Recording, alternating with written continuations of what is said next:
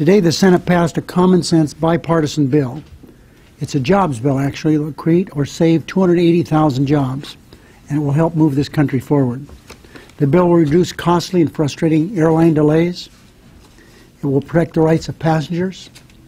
It will modernize an air traffic system that heavily relies on World War II technology, and it won't increase the deficit one penny. For states like Nevada that rely on tourism, this bill means jobs. Tourism is the lifeblood of virtually every state in the Union, and this bill will help tourism. More than 31,000 jobs are sustained by airports in Reno and Las Vegas. Las Vegas is one of the busiest airports in the world. 45 million people travel every year to Nevada. This bill will reduce delays and help keep our passengers safer. This is really, though, a down payment on an agenda that we rolled out yesterday.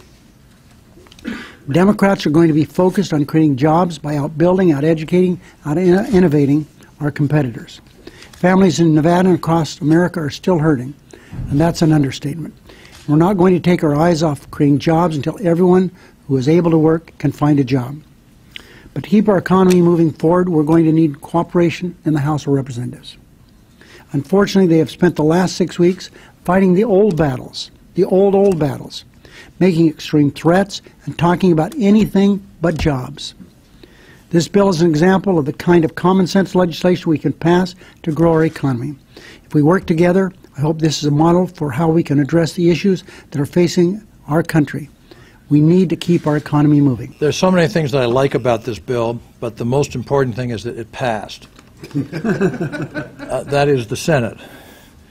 And we have delayed it 17 times, thus creating havoc in the airport construction industry, all kinds of things. It's just a very temporary situation.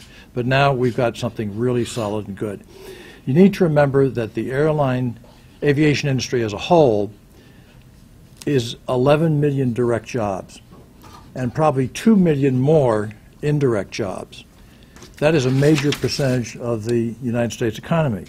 The other thing I really like about it is that we, as the leader said, we're going to be ahead of Mongolia in our air traffic control system. And that's a good joke, except it really isn't.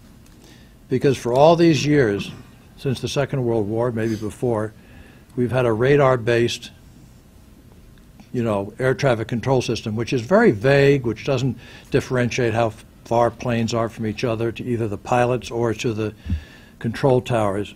So it's very inefficient. It uses up an enormous amount of gas. Now planes will be able to fly in a much more direct path using less gas, being much more planes taking off and landing. And we have the money to do that. And there are already 5 states where it's in effect. Alaska, happily, is one of those. And no state can use it more than Alaska. But it's really a triumph of the bitter battles that get fought over slots. And that is how many planes take off or land at your airport. Some want more, some want fewer. Some want the status quo, some want a lot. This authorization for the Federal Aviation Administration expired in October of 2007, and it has been renewed by short-term extension 17 times until tonight, when it's finally passed the Senate, and we're hoping that it will pass the House of Representatives as well. I want to commend Chairman Rockefeller for bringing it at this moment in time for 2 reasons. First, because it will save or create 280,000 jobs. The American people tell us that's our highest priority. Do something to put America back to work. It's said in my part of the world, in downstate Illinois, that I'm going to clean this up a little bit, any mule can kick down a barn door, but it takes a carpenter to build one. Over in the House of Representatives now, they're kicking down barn doors every day, trying to eliminate programs without considering the impact they'll have on the economy. What they're doing by, for example, rescinding the Tiger grants is stopping the construction season across America for just dozens of projects that would help build the economy and build the infrastructure. Tonight in the Senate, on a bipartisan basis, we built a good bill, the FAA reauthorization bill, and in the process we will create and save hundreds of thousands of jobs.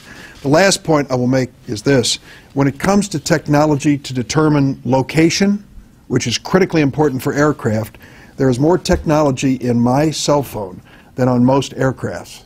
Because it's a very special cell phone. It's a common cell phone, Chuck, because it has a GPS on it. And a GPS can tell exactly where Durban's standing at this moment. But airplanes don't have it. Airplanes use radar. Very true. Next gen, the technology we're talking about, will take the technology out of a cell phone and put it on an airplane and make it safer and more efficient. You ask yourself, why did it take so long? Good question. It shouldn't have taken as long as it did, but Chairman Rockefeller stuck with it. I'm glad he did. He's going to make airline travel safer in the United States, and he's going to put people back to work. It's a great bill. The Senate has now done what the House Republicans haven't even tried yet this Congress, which is pass a major jobs bill.